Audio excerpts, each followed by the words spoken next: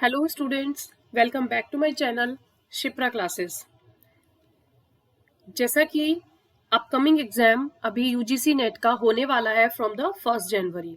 ठीक है, तो अभी कुछ स्टूडेंट्स ऐसे हैं जिनकी प्रिपरेशन अभी उतनी अच्छी नहीं है, या कहिए कि उतना उन्हें समय नहीं मिल पाया है कि वो अपनी प्रिपरेशन में 100% दे सकें, या फिर जो स्टूडेंट फर्स्ट टाइम बैठ रहे हैं तो उनको थोड़ा सा ये कंफ्यूजन रहता है कि मेन अगर हमें हर सब्जेक्ट के या हर यूनिट से कुछ टॉपिक्स ऐसे पता चल जाएं जिनसे अक्सर क्वेश्चंस एग्जाम में पूछे जाते हैं, तो वो उन टॉपिक्स को अच्छे से कवर कर सकते हैं।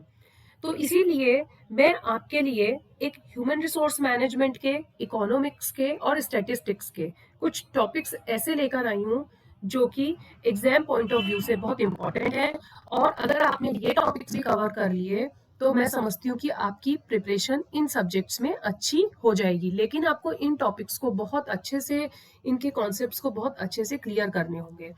तो चलिए हम स्टार्ट करते हैं अपनी आज की वीडियो, जिसमें हम पढ़ेंगे most important topics human resource management, economics and statistics. तो first of all, human resource management के अंदर ऐसे कौन से टॉपिक्स हैं जो एग्जाम में अक्सर पूछे जाते हैं और बहुत ज्यादा इंपॉर्टेंट होते हैं, जिनमें से क्वेश्चंस हर बार बनते हैं। तो देखिए, फर्स्ट टॉपिक है performance appraisal, recruitment and selection. ये टॉपिक्स जो हैं इनमें से क्वेश्चंस जरूर बनते हैं। आप मान के चलिए 10 क्वेश्चंस तक एचआरएम से 8 to 10 क्वेश्चंस बन जाते हैं।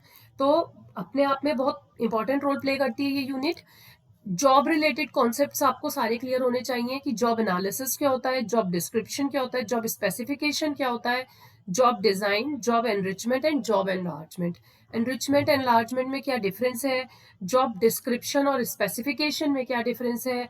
तो इस तरीके से जो बेसिक क्वेश्चंस एग्जाम में पूछे जाते हैं वो आपको क्लियर होने चाहिए। रिक्रूटमेंट एंड सिलेक्शन क्या होता है, परफॉर्मेंस अप्रेजल क्या होते हैं, किस तरीके से परफॉर्मेंस अप्रेजल किए जाते हैं, कितनी तरीके की स्ट्राइक्स हैं, उनके टाइप्स आपको पढ़ने होंगे। करियर डेवलपमेंट एंड प्लानिंग से रिलेटेड क्वेश्चंस पूछे जाते हैं। ट्रेड यूनियन, इंडस्ट्रियल रिलेशंस, उनकी अप्रोचेस। तो ये जो पॉइंट्स हैं ये इंपॉर्टेंट पॉइंट्स हैं। थर्ड पॉइंट जो है बहुत ज्यादा इंपॉर्टेंट रोल प्ले करता है, क्योंकि इससे हर बार क्वेश्चन देखा गया है, जॉब डिस्क्रिप्शन और जॉब स्पेसिफिकेशन को लेके। ठीक है ना। नेक्स्ट हम बढ़ते हैं इकोनॉमिक्स की तरफ। अब इकोनॉमिक्स में क्या पूछा जाता है, इलास्टिसिटी के सारे कॉन्सेप्ट्स आपको पता होने चाहिए, उनके मेथड्स और इलास्टिसिटी पे बेस्ड जो न्यूमेरिकल आते हैं वो आपको आने चाहिए।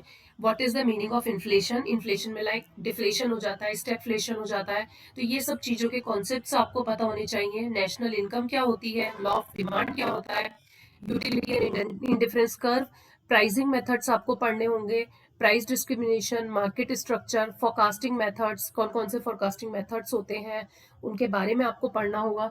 तो ये थे आपके important topics related to economics की। इकोनॉमिक्स में आपको इन सब चीजों के बारे में पढ़ना होगा। इनमें जो मोस्ट, अगर मैं कहूँ इनमें भी जो बहुत इंपॉर्टेंट वो आपके मेथड्स हैं या आपके टॉपिक्स हैं, इलास्टिसिटी बहुत इंपॉर्टेंट रोल प्ले करता है, इन्फ्लेशन है, नेशनल इनकम है, लॉ ऑफ डिमांड है। ये टॉपिक्स ऐसे हैं जिनमें से क्वेश्चंस अक्सर बनते हुए हमने एग्जाम में देखे हैं।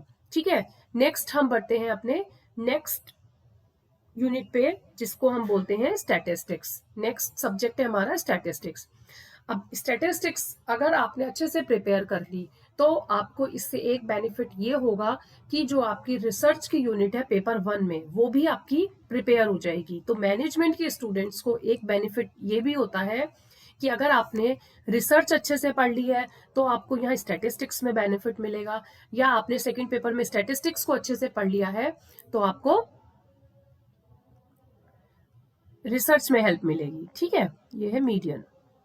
सबसे पहले हम पढ़ते हैं इसमें सेंट्रल टेंडेंसी, जिसमें हम मीन, मीडियन और मोड को डिस्कस करते हैं। डिस्पर्जन पढ़ते हैं, उसके बाद स्क्यूनेस और कुर्टोसिस आ जाता है।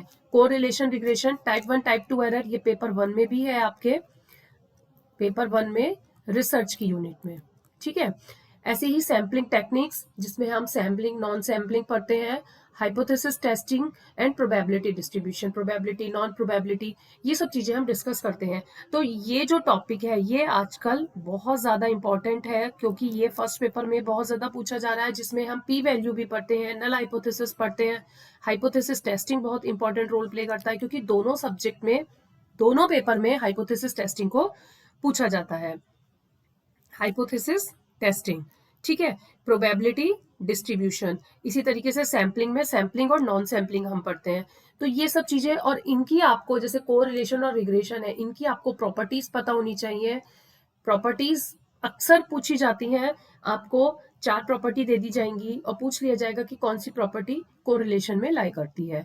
तो इस तरीके से आपको बेसिक कॉन्सेप्ट्स अगर क्लियर है तो आप इन सब्जेक्ट्स को अच्छे से प्रिपेयर कर सकते हैं। लास्ट टाइम पे अगर आपने ये कुछ टॉपिक्स भी बहुत अच्छे से तैयार कर लिए, इनसे रिलेटेड एमसीक्यूज लगा लिए, पीवाईक्यू सॉल्व कर लिए पिछले एटलीस्ट 5 ईयर्स के, तो आपका पेपर मैं समझती हूँ काफी अच्छा होने की उम्मीद है। तो आज के लिए हम इतना ही रखेंगे। नेक्स्ट वीडियो में मैं नेक्स्ट सब्जेक्ट्स के इंपॉर्टेंट टॉपिक्स लेकर आऊंगी। आई होप आपको ये वीडियो हेल्प करेगी आपकी प्रिपरेशन में। और अगर किसी टॉपिक पे आपको वीडियो चाहिए या पर्टिकुलर किसी सब्जेक्ट के इंपॉर्टेंट टॉपिक्स चाहिए, तो वो भी आप मुझे कमेंट सेक्शन में कमेंट करके पूछ सकते हैं। और वीडियो पसंद आई हो तो लाइक, शेयर एंड सब्सक्राइब करना मत भूलिएगा। Thank you for watching.